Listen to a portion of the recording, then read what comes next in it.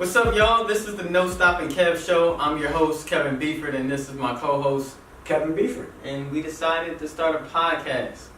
So on our show, we're going to be talking about life lessons, just different things that kind of help you through your day-to-day, and maybe offer you a different perspective on life in, some regards. But the unique thing about our show is that, a lot of it will be within the framework of basketball.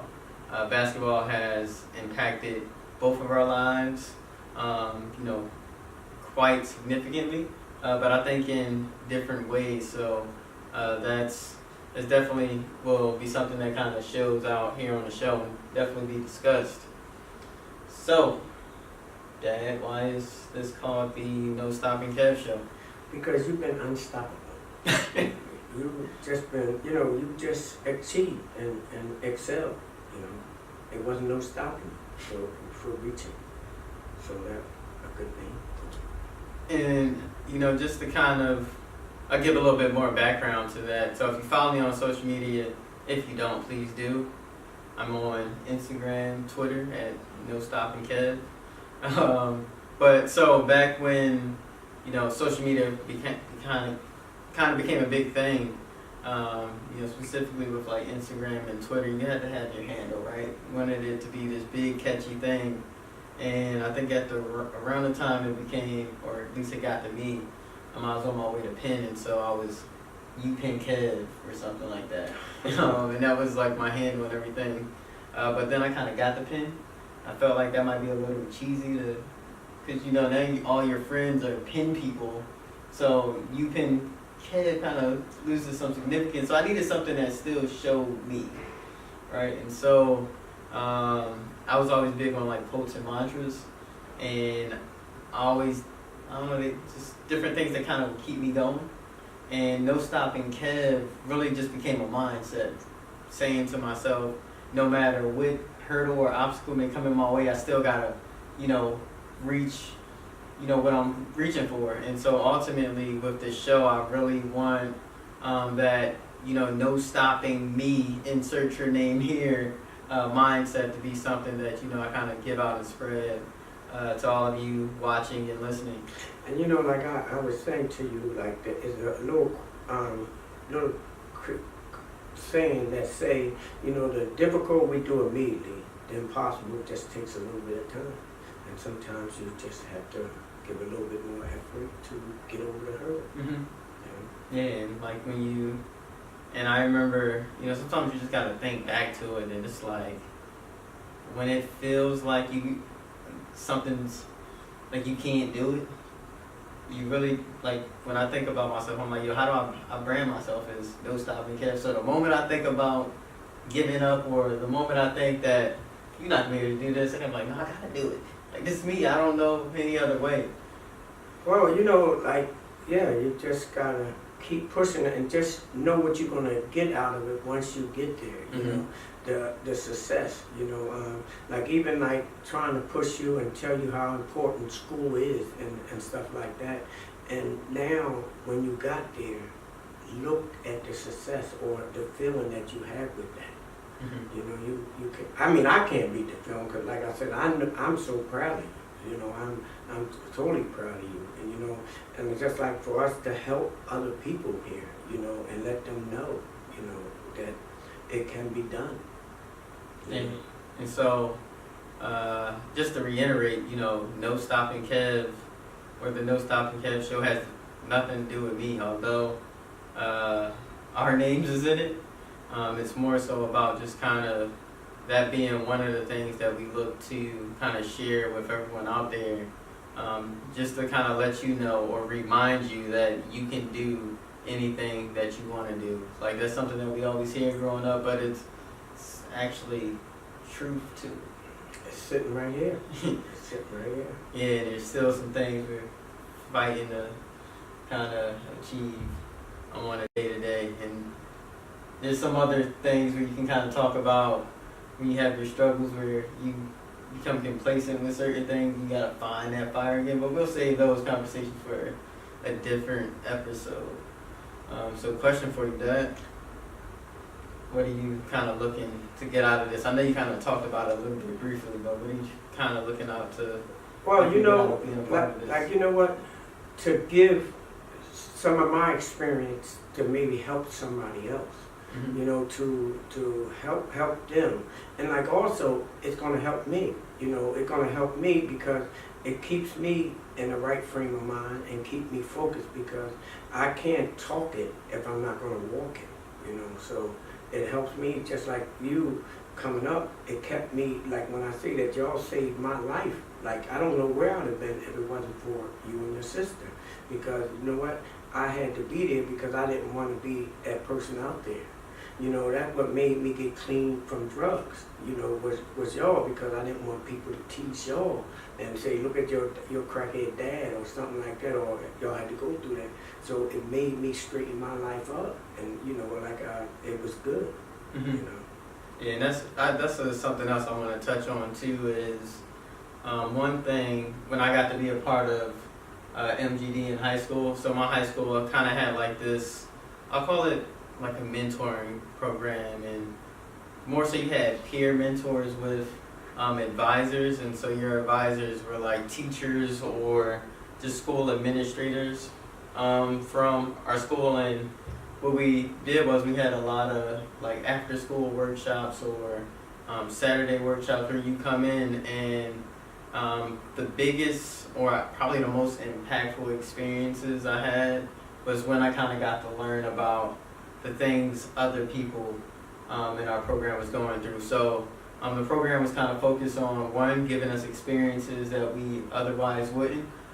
So whether that was taking us to different college trips, just teaching us about different things that impact our society specifically.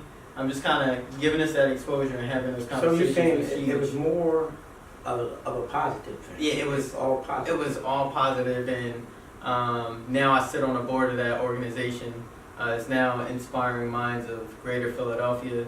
There's several chapters throughout the country, but that's the focus now, is kind of giving kids experiences that they otherwise wouldn't have, and kind of just showing them different parts of the world, because if they can't see it, it's like, how can you dream it, or that you can achieve it if you don't know what's even out there.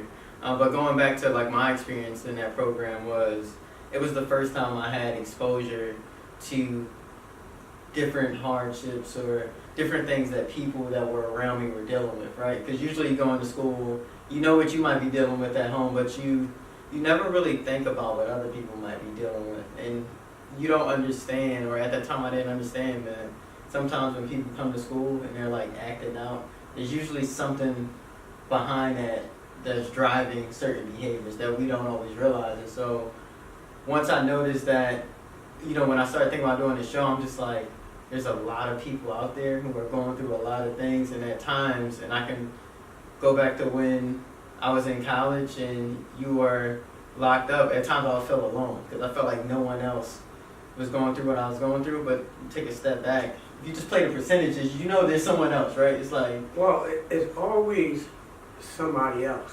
and like the thing is, like when you speak of that, like me being locked up, and I seen generations, I seen father and son locked up, a grandfather locked up, 3 generations, and then you find people that don't even have relationships with their parents and stuff like that. I was fortunate to have you, so like, I never felt alone because you were always there. You was there for me, and like we communicated and like that, but like a lot of people don't even have that. mm-hmm. Yeah. And it's something. And see, like one thing I'm gonna say, what is good for this show is that we can come from both ways. You can come from where you got to and how you got there. Then with my experience, that's what I'm saying. It's so good, so we can reach both people or anybody. We can reach anybody by this. Mm-hmm. And you said something that was so key. Not everyone has, let's say, 2 parents at home or have someone that's providing good guidance, right? Right. And so for people out there that don't have that, this could be it. Like, you think about coaching, like we could be like that coach for some people, that life coach, just by tuning into the show every week. And then, no, I'll let you go ahead. No, only thing I'm gonna say is like if we could turn some people negative thinking into the positive thinking, and maybe some people will hear this and it might change them. And then the people that's already on the positive way keep going on the positive way. And because it lets you know that there's more. Like I remember when I was in 5th grade. When I was in 5th grade, so, all throughout school, I pretty much excelled. And when you're that kid at the top, you kind of get picked on as a teacher's pet, even though you don't have to be a teacher's pet, but just because you get the high grades, the teachers like you, kids pick on you, right? Because they want to be you, but they can't, type of thing. And I remember asking myself, like, do I still want to do well in school? Like, is it worth this when I'm getting picked on? Because when you're a kid, you're still trying to figure out a lot. You're not quite sure. And I decided to stick with it. And looking back, I'm like, I'm glad I did it because of where it helped me get to. And those people, respect me so much more now and congratulate me, and they're genuinely happy for me. But back then, it wasn't like that. And I've talked to people, and I've had friends who, they went the other way. They kind of were always around the in crowd, the cool kids who didn't quite apply themselves in school. And then in the long run, you kind of see where that leads you. And I think a specific story, one of my friends from high school, I always thought that this guy had a brilliant mind, right? He was, like, if I went to Penn, I used to tell people I think he could have gone to Harvard just because of his level of thinking. And so I talked to this guy after graduation, and I told him how I felt. Because when we was in high school, I never told him that I thought that, like, I told him I respected him because of, his thinking, and we actually were teammates, so we actually got along pretty well. But then we had a conversation. I'm like, bro, why didn't you do X, Y, and Z? Like, you had it.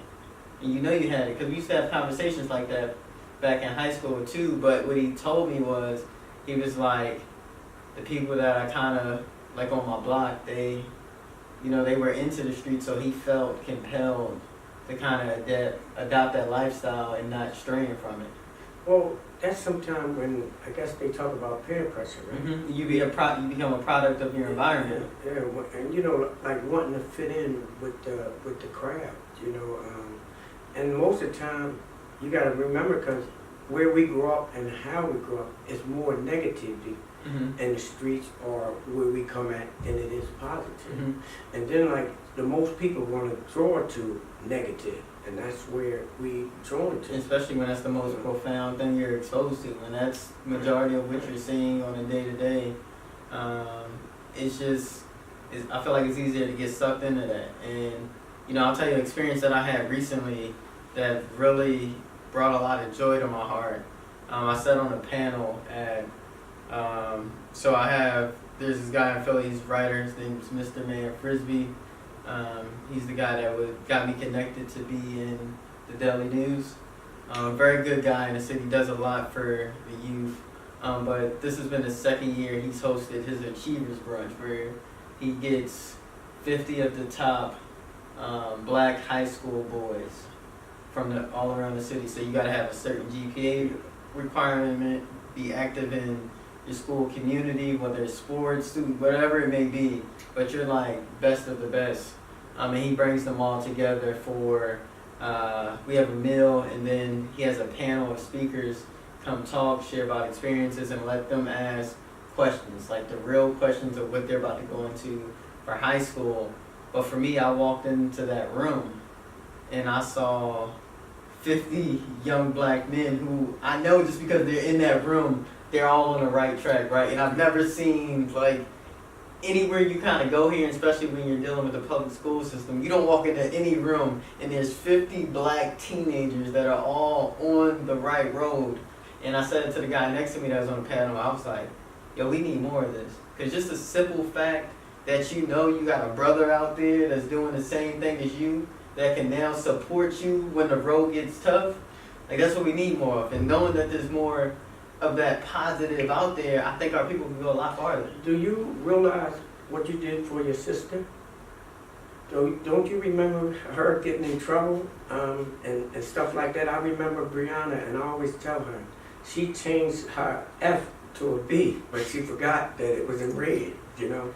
But, you know, like, from us being together, and like, everybody always saying how smart you was and how good that you were, you know, it changed her because, you know what, she got tired of everybody saying how smart you was, and she wanted that. So, you know, right in our own family as Beeford, someone followed in your footsteps. And, you know, she's starting to make honor roll. Well, she continued to make honor roll and stuff like that. You know, and that's due to you. And, you know, what you should achieve, and like she's just trying to follow up and keep it going, you know, which is she just finished her first year of college, you know. I told her her grades were better than mine my first semester. Yeah, she did good. You know, she did good, and and her work ethic is probably good because she got that and she seen you. So I mean, right around you already did that. Thank you for listening to the No Stopping Kev Show. Among our core values are growth and development. If you would like us to help you grow your brand and develop new relationships, reach out to us via email at nostoppingkev@gmail.com. We would love to partner with you. Now let's get back to the show. But yeah, picking back up, so we were talking about the Gates Scholarship and how afterwards, after the year I got it, you know, like 2 or 3 the next year got it, and then I think maybe another person a year or 2 after that. And I was backing up, so I said, let me talk about how you kind of get the Gates Scholarship. And so there's like 8 essays that you have to write. You have to get recommendations from, you need 2 recommendations, and from what I hear, these recommendations are like probably just as much work as the 8 essays. So you got to have one from an academic perspective, and then one like a character, kind of what you do outside of academics perspective. And now I'll just take a moment, shout out to Dr. Anderson and Mr. Stunden for writing those, because whatever they put in there ultimately changed my life. But so our school used to have, during study hall, for people that were going to apply for the scholarship, you had like a workshop where you would go and they would kind of coach you through, or you know, you had a little bit of support for writing your essays. And there was just kind of carving out time in your day to make sure you get it done. And I actually ended up, you had to like stay on schedule with that too. So I had that ain't work for me, because you know I operate a little bit differently. So you had to have like, I think the first essay done by like the following like Monday or something. Like it started on a Thursday, and I remember I had like essays for history and some other class. I had 2 other essays to work on. I'm like, I'm getting great on those, so obviously I gotta work on those first. And you know, I thought they would kind of let me slide because of What you were doing? Yeah, because of what I was doing. And then when you look at my grades, it's like, okay, this kid gets his work done. I thought they would understand that I had some other schoolwork to do and kind of still let me stay in the class. But nope, they kept it strict. They was like, nah, if you miss this deadline, you're out. And so I thought that meant I couldn't apply. So I'm talking to Dr. Anderson, who was my mentor and still my mentor to this day. We still talk. But he's like, no, you can still apply. Like, you just can't go to the workshop. And so I did that. But before me, I'll say just kind of applying to a scholarship where you're talking about getting a full ride to college, and even depending on what you would major in for grad school, master's, PhD, that would be paid for too. So imagine being able to go from getting those 3 degrees, 10 years worth of education, and you don't pay a single penny out of pocket. That's amazing, right? It's almost like too good to be true type of thing. It was, because I remember when you was telling me you going to Penn, I was saying, how are we going to afford that? Or how are you going to do that? You know, any college for real, like at the time, you know, like I said, it was a blessing. It was a blessing. Good thing that you went for it, you know. And like before I'll just say like it kind of felt like you were, I don't know, just part of you probably felt like you were wasting your time. It's like, no way somebody from this school gonna get this. Like, No, we gonna do it because I mean it's a good opportunity. Schools encouraging us to do it. Like I guess if I do get it, like I'll be really happy. But before it goes back to being a blueprint, and like before, you know, having someone to actually have done it, like you don't know if it's like really real. And so you know, once I did that, and then I saw generations later, or you know, a couple graduating classes later, kids actually applying, believing that they could get it, and actually getting a scholarship. I was like, wow, it's really impactful when people can actually see something being done, and especially when they can relate to who you are. What did you use in your mind to push you to go after, to keep going after? To go after the Gates Scholarship? Yeah. What made you really want to do it? Was that you knew that it was going to pay for your college or something like that? I think that was a big thing. I think that I knew, especially my mom, I knew she was always worried about, she knew I was a gifted student, right?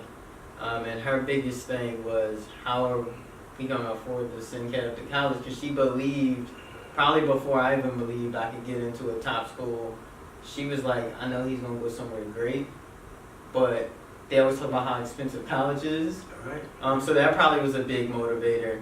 And then I had a great mentor in Dr. Anderson, to the point where he was one of those people, kind of just like my mom, he kind of see things that I couldn't see, one, because of his experiences. And so him kind of encouraging me kind of made me go forward, and then I was kind of competitive when it came to school, and that probably came to the way I was on the basketball court, just always kind of wanting to be the best, that I was like, yo, if other people applying for this, I gotta come right. So I think that kind of definitely motivated me, because it was a hard road for me to apply to it, just because the scholarship application and with all your essays was due like in January, I believe, and that's right in the middle of basketball season.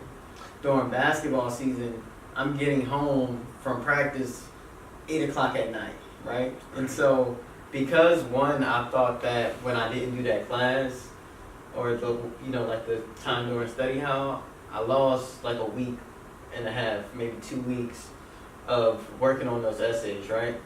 And so I was up against the gun, so I had like a week to really put together good essays, like 8 solid essays, and you know, coming home each night after practice, I would have to do my schoolwork, right? Because I still had like still had like all my same classes, they didn't go away. And usually I didn't finish homework till like, we talking maybe 10, 11 o'clock, depending on how much I had to do on a given night. Especially when, you know, after you go through a day of school, like I would have a little bit of time before practice to do some work, but sometimes I just needed a mental break. So we're talking, you know, I'm finishing my schoolwork 10, 11, 11:30, and then I had to write these essays, because I'm like, all right, I'm going for this now, right? Made that decision, I'm going to go for this. Pray to God I get it. So I was writing like 1.5 essays a night for like a week. And when I say writing, I mean like brainstorming, because I used to, like sometimes, you know, I would feel like things are easy, so I would like cut corners, but I was like, no, this is important. Can't, like the stakes are too high to cut corners with this. And so I would outline an essay, write a draft, read it, edit, write a final draft, final edits, and then brainstorm the next one. And I think I was doing that like every night for a week, and I would try to average like working on 1.5 essays a night. So then the next day I would have to finish up that, start from the middle of the second essay that I worked on, go through, and I just committed to doing that. And so I remember like one random night, my mom walked in the room at like 2 a.m. and she's like, because I had to get up at like 6:30 the next day to get to school, she walks in and she's just, you know, kind of delirious, because she was probably asleep, and she probably went out the room to go to the bathroom or something and saw my light on. And she sees me sitting at the desk, she's like, what are you doing? Go to sleep. And I was just like, Mom, get out, I'm working. Just like, not right now, we don't have time. I don't have time to explain what I'm doing. Just get out, I'm working. And I just remember it's like 2:30. And so it just really took a commitment, but I think the thing that really kept me going was one, just getting college paid for, especially because at that time I knew I was going to Penn. Penn does have a good need-based financial aid, But I definitely wanted it to be covered. I didn't want something to somehow change. I knew with Gates it was pretty much guaranteed, signed, sealed, delivered. And so I think that's what really kept me going, and just wanting to kind of get that. I don't know, it was too good to be true almost, but at the same time, like, yo, if I come away with this, like, this will solve a lot of problems. And it felt good in the end, right? It did. And you know what? It ain't just feel good to you. It felt good to me. It felt good to your mom. It felt good to so many people. I just remember your article in the paper, and I had friends that I haven't talked to in a year track me down, like at my job, and when I was working at Suzuki in Harrisburg.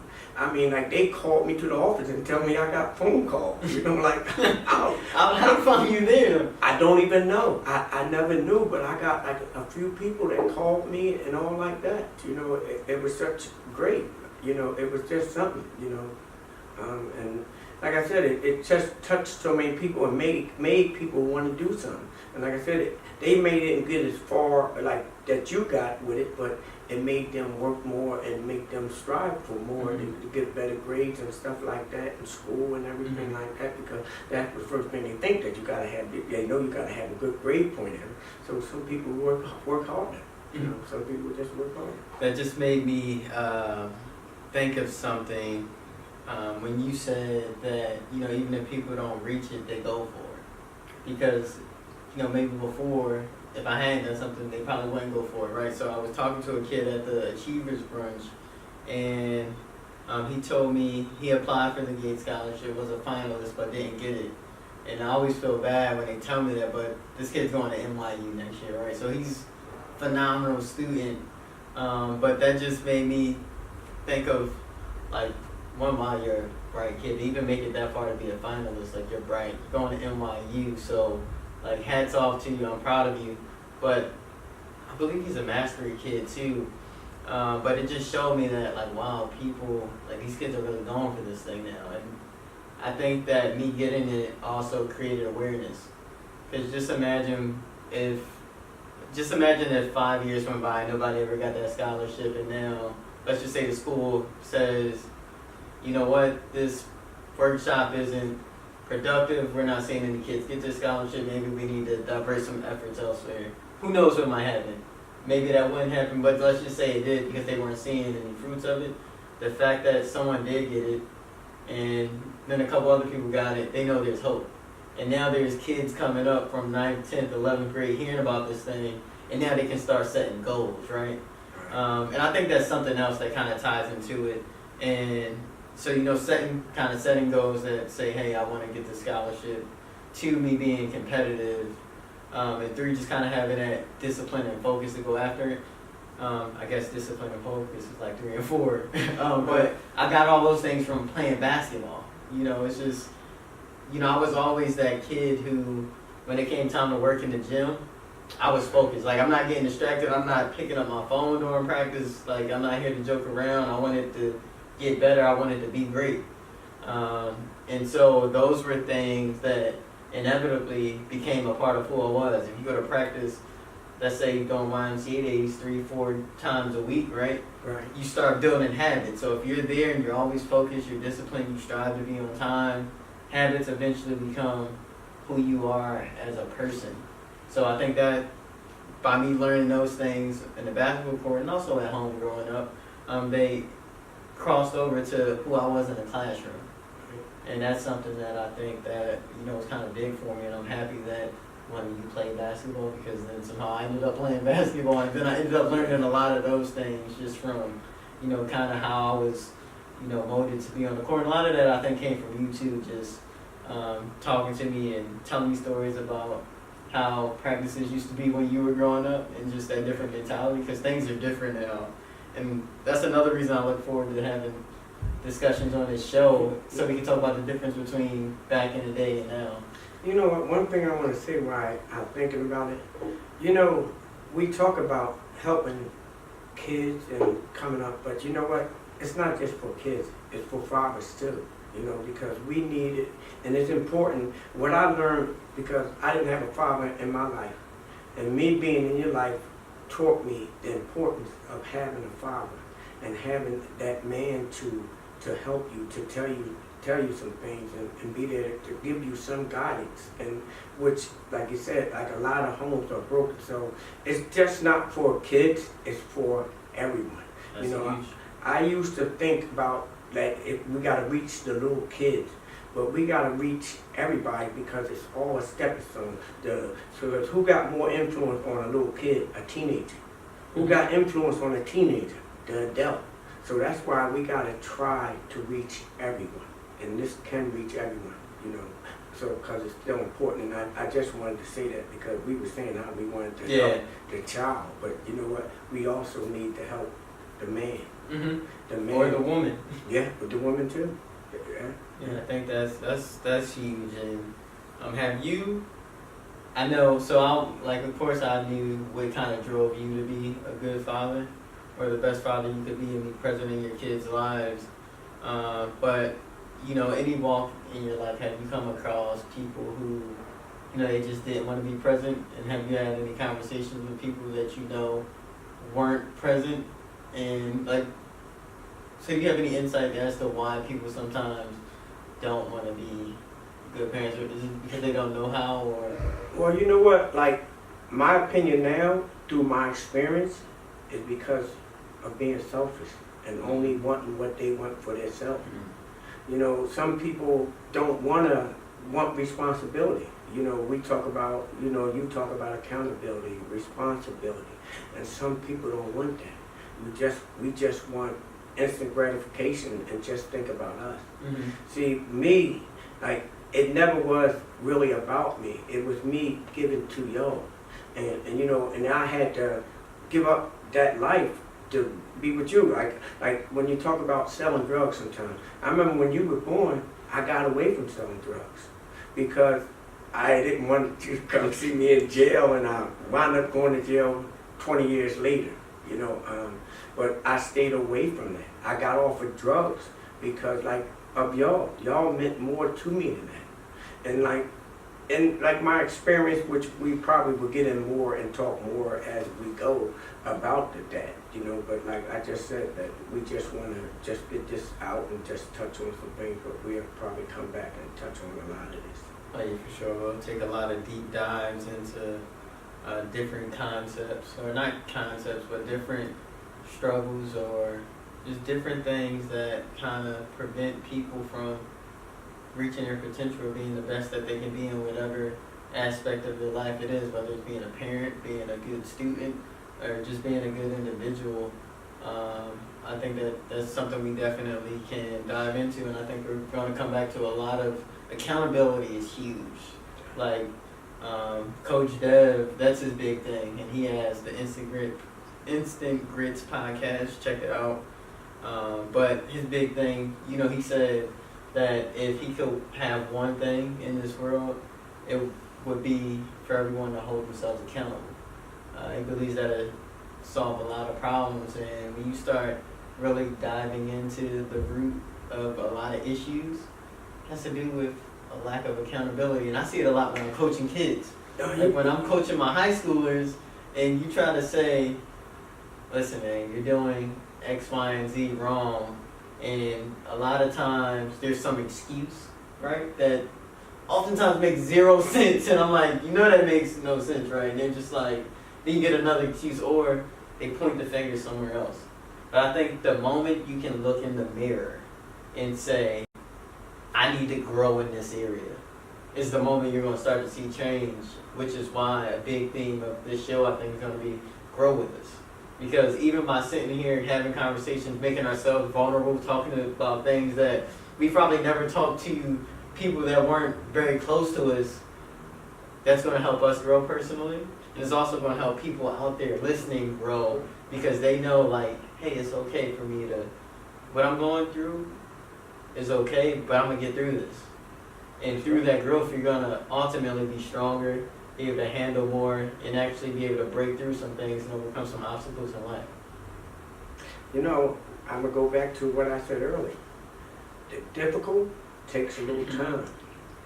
The impossible, the difficult we do immediately. impossible just take a little time. So, in other words, nothing is impossible if you work for it. That reminds me of that. You remember that KG commercial? He might have been Adidas, and I think he said it when the Celtics won the championship. But anything is possible, you know. Yeah. Just because, you know, it seems the impossible is just like when something seems too good to be true. That's all the impossible is. It's just something that you think, but like, no, it's like stop thinking it's impossible and just keep working to get there.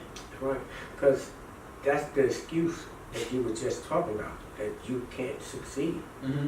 You know, you don't want it. And see, that's the thing where we gotta stay positive in our minds. Because see, like I can tell you some stories about being negative, and because I know I didn't want to do it, so I had a negative attitude for when I didn't succeed, that it was okay. You know, I didn't want to not get there. You know, it's just like, you know, if you go into a game thinking that you're going to lose, you're probably going to lose. Right, and that's probably You know? the team we watched yesterday go up You know? against. Why not? They probably were winning. Well, at least they came out playing like they knew they didn't belong playing against that team. So, just a little sidebar. I play in a recreation league here in the city, and yesterday was the championship. Unfortunately, we came up short to our nemesis. We won the last one against them, though. But the team they played before, to get to the final, that team just kind of, from the jump, kind of laid down and just ended up getting blown out. But you can just tell they didn't believe or play with that fight. And so that just shows how much your mind can really impact you. And I saw a quote or like a meme this week of, I don't remember exactly what it was, but basically what it was driving home. The point of it was, be conscious of your thoughts, because your thoughts have such an influence on your mindset, right? Kind of thoughts, mindset, same thing, but that inevitably influences your behavior. So if, you know, everything that's going through your head is constantly negative, like, I can't do this, I can't do that, then you're never going to do things. Right. And it's until you start saying, you know what, this is hard. I know it's going to be a rough road, but somehow I'm going to get there. That's when you can start taking those baby steps, baby steps, baby steps. And it might not be, I know everybody wants to go from here to here in one step, right? But sometimes it's all those little ones. And I'll tell you, that'll make the journey so much more sweeter. You got to crawl before you walk. You Mm-hmm. know what they always say, you got to crawl before you walk. You know? And like I said, this is going to be real good, real interesting, you know, like I said, to really get out and hope we can bring an audience to it, to tune in with us all the time, you know, watch us, and somehow maybe some of them and somebody be hitting you up and asking you questions, or, you know, maybe want us to answer some questions or something for them, you know. Yeah, so that's something I'll mention again, but if you have anything you want us to talk about or discuss, email us at NoStoppingKev@gmail.com. But one thing that I'll say, you always have had a gift at, and I'll let you answer this question. I guess I'll let you tell me if you want me to go first or not. But, you know, the question is just, what type of things do you see among our youth? So one thing I mentioned earlier was like lack of accountability. It's something that I see in a lot of the guys that I coach. Not all of them, but you kind of see that trend, and so that's something that I try to instill in them. And here, I guess I'm going first here. Yeah, but you go ahead. But, you know, I didn't realize how that was such a huge thing, because when I was in high school, my head coach, the guy that was the head coach at my high school, my freshman through junior year, Coach Richburg, he always used to preach accountability. And at that time, because of who I was, I kind of always held myself accountable, just because I think I probably was more mature than a lot of my peers.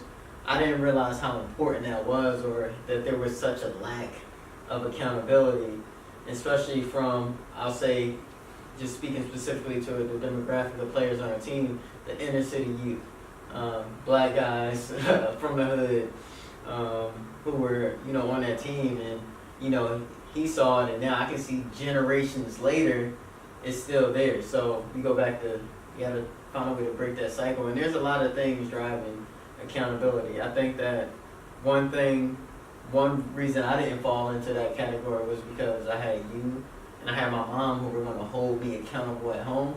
And I feel like, at least from what I've seen, a lot of these guys don't have that. They're not being held accountable at home. So then when you go out and now you're somewhere else where some other authority figure is trying to hold you accountable, you have to grow because it's not something you're used to. You used to having things your way, and now someone's trying to hold you accountable for your actions. You got to answer to certain things, but you're not used to being able to do that, so it's a change. You're uncomfortable, and so now it's time for you to make a decision. Either you're going to fight through it and grow, or you're going to kind of stay where you're at or take steps back. You know, like you said, going down, the generations going down.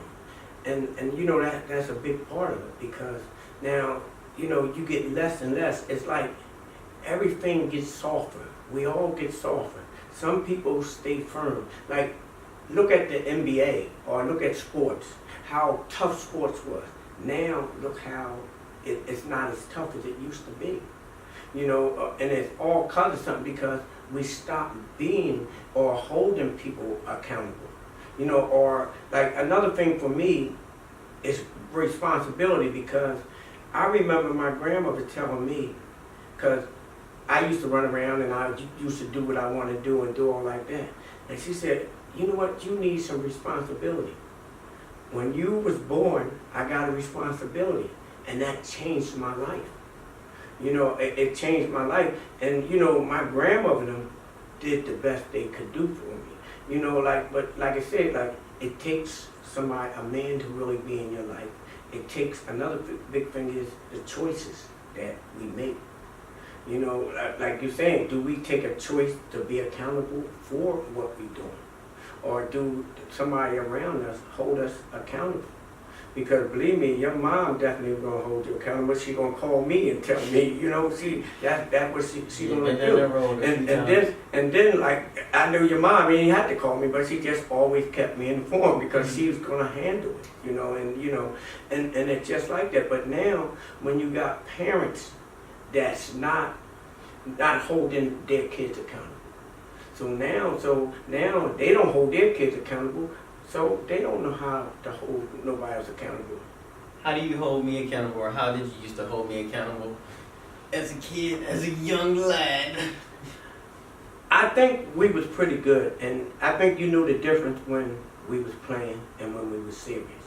And when we say, because you, I don't know, you followed, you know, like I always say, I was blessed with you, Brianna, y'all listen, you know, we, no trouble. You gave us no trouble. So you was already doing what you had to do. You was being responsible already. Now, when you wasn't being responsible, that's when we got to come in and hold you accountable. What did you do to hold me accountable? Well, you know what? I only had to beat you 2 times in life, and one time because you wouldn't stop crying, so I had to give you something to cry for. So, you know, and the other time was, what was the other time? Kmart. And Kmart. Yeah. Oh, no. It was a block party. No, the block party when they opened the street up, and I was mad I couldn't ride my little Power Wheels truck anymore. Yeah. It's the same reason. The old black addict got to give you something to cry for if you want to. But I mean, like you mostly did what you had to do. And I think that something that used to help was, one, I would get rewarded for good things. So if I was excelling in school, I remember one time I came home from, I think I spent the weekend at, it might have been Uncle Derek's. And I remember coming home and my mom was like, come here, sit down. And I'm in my room, she made me sit on my bed, and I thought I was in trouble. I'm like, man, I just came back from this dope weekend, and now I'm about to get in trouble. And, you know, she starts talking to me, and she says, yeah, so I just wanted to, you know, take this time to tell you how proud I am of you. Just because I guess she had got my report card, might have came in the mail on Friday before I left or something. But she gave me a Game Boy, and I was like, you mean to tell me if I do well, I'm going to there's gonna be some prizes. You know, Oh, yeah. talking to Yeah. kindergarten, first graders. So now I had a little incentive. Incentive. So I knew if I did the right thing, that rewards would come. And Right. that's something you see in basketball. You work hard, right? If I work hard in practice, I know I'm gonna get minutes. And so that was like kind of a concept that I applied in different areas. But at the same time, I knew if I got in trouble in school, Xbox might get taken away. Can't go outside and play with friends. You know, just different things like that. And, you know, going back to basketball, you know, I knew I'd be held accountable there And too. believe me, I have things for you, but I didn't have to go there. Yeah. Thank you for listening to the No Stopping Kev Show. Among our core values are growth and development. If you would like us to help you grow your brand and develop new relationships, reach out to us via email at nostoppingkev@gmail.com. We would love to partner with you. Now let's get back to the show. Alright, we're back. But you know, I guess just last thing before we get out of here. But what I was saying is it's something that you see a lot. So when you talk about breaking cycles, the only reason you were able to break a cycle with me is because you realized and you self-assessed, held yourself accountable, and realized, like, all right, I made some mistakes here. I could have made things a little bit easier for myself. Or maybe not necessarily, it's just, you know, having your experience, you just know, like, oh, there's an easier way out there, right? And so I think that when you poured that into me, like, you didn't even care if I played basketball, which, when you look about who you are, we got a Hall of Famer right here. He was inducted to his college's Basketball Hall of Fame in 2015. Shout out to Fairmont State University, played for the great Coach John Ritton. Rest in peace. He had an 85% winning percentage all time. So when you talk about a guy with a huge basketball resume, you didn't care if I played. You just wanted me to do good in school. Nobody can take what you achieved away from you. The Mhm. only one can give that up is you. And I think that's something huge because you see something that I see a lot, and I'll just speak to the academic side of things, is when you look at kids, and you look, okay, all right, this kid's in jeopardy of finishing high school, right? You look back and it's like, well, shoot, the parents didn't finish. Then you take a step further, you see some cases where grandparents didn't finish, right? And so you start to say, wait a minute, there's really a cycle here. And I think that, you know, one thing that I always tried to do was push the bar a little higher each time, right? So the bar when my parents was here, I was like, you know what, I want to push it a little bit higher, right? Just to show my siblings, nieces, nephews, kids one day that you can reach that, but they can do a little bit more. Keep pushing it. And that's how you, generation by generation, you should get a little bit better. Because now you broke the cycle that was kind of keeping you stuck or pushing you down further and further, especially when you talk about the gap between, like, both gaps, equality, things like that. But even leaving that out of it, when you're just looking at, you know, you think as time go by, you'll get better, right? But that's not something you always see. You know, another thing I'm gonna say with you, for one thing, you had a work ethic. Another thing is, you took what positive that I did have in me, and you used that, and you built on the positive. We got so many kids today that, like, their father sell drugs, or they do this, and so my dad did this, so I could do this. So I want to follow in my dad's footsteps. See, that's why I was saying, when you was born, I stepped away from that. So you didn't see that, or I didn't do that. So the only thing you could see when I went to work, or and me playing basketball. So, you know, you took the positive things, because I tried not to bring anything negative around y'all.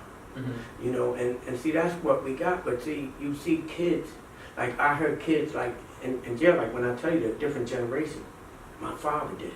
That's my excuse, so I can do it. And like when you say excuses, they go to excuse to keep you safe. Mm-hmm. You know, instead of having somebody. See, I made bad choices, but I made choices. And like, I'm not saying that I didn't know, but I didn't really have anybody there, you know, to direct me. And that's why I said it's important for us men. And you know, and it's good that you had some help. You got some good people like in Devon and stuff like that helped guide you and still was there with good role models.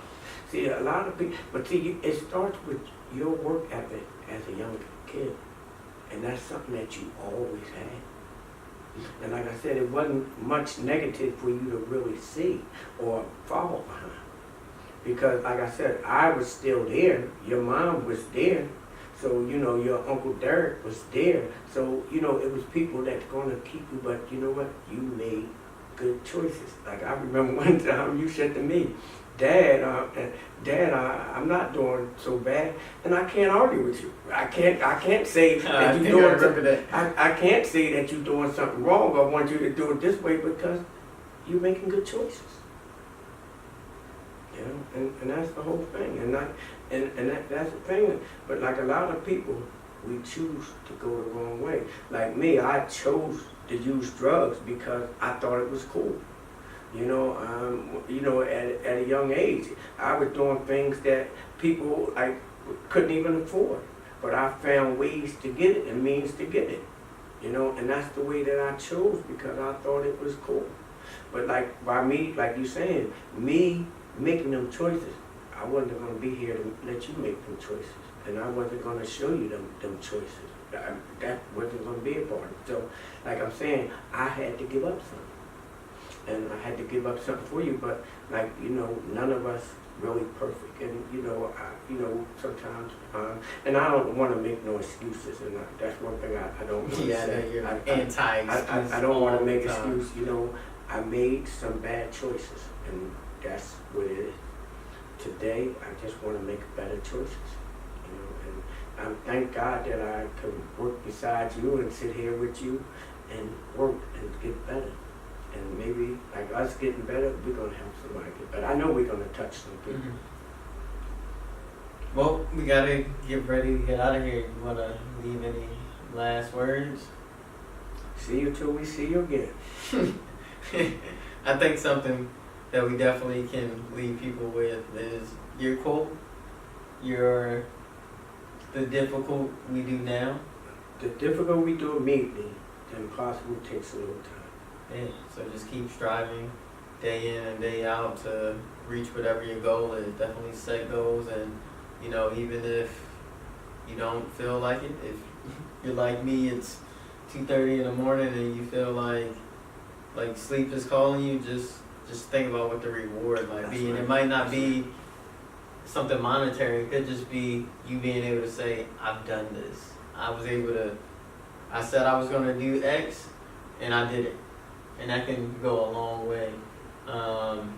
So yeah, definitely the difficult we do immediately, the impossible takes a little time. And just stay positive. Stay positive. Yo, we did first episode. I didn't think we was gonna get here, man. This is huge. But thank y'all for tuning in. Definitely check us out on our platforms.